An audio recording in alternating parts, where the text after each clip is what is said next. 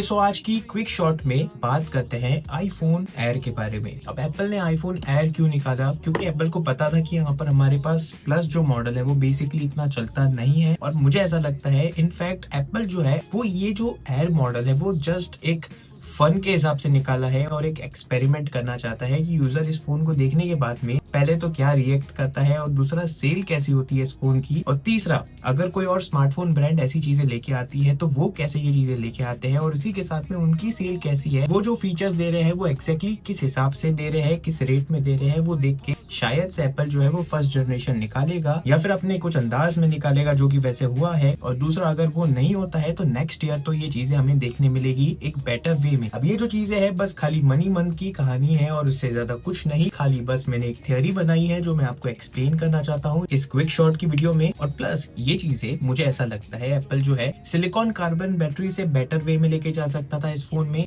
यानी कि जो आईफोन एयर है उसमें हमें यहाँ पर लिथियम आयन बैटरी देखने मिलती है। एक अच्छी बैटरी है बट टेक जो है वो यहाँ पर अभी इवॉल्व हो चुका है बैटरी के मामले में, तो वैसा कुछ फॉर्मूला यहाँ पर भी हम लोग अप्लाई कर सकते हैं उस तरीके से, और इनफैक्ट ये चीजें इस फोन को बेटर वे में बना सकती थी। और वैसे कुछ ना कुछ तरीके से एप्पल जो है वो नेक्स्ट जनरेशन में यानी कि जो आईफोन एयर 2 है उसमें ये चीजें सॉल्व हो सकती है, क्योंकि एप्पल जो है वो सबकी बात सुनता है और समझता है। और वैसे यहाँ पर ये बार एप्पल ने काफी चीजें कुछ हद तक जो यूजर्स मांगते थे कुछ सालों से वो दे रहा है अपने सॉफ्टवेयर के थ्रू से, हार्डवेयर के थ्रू से।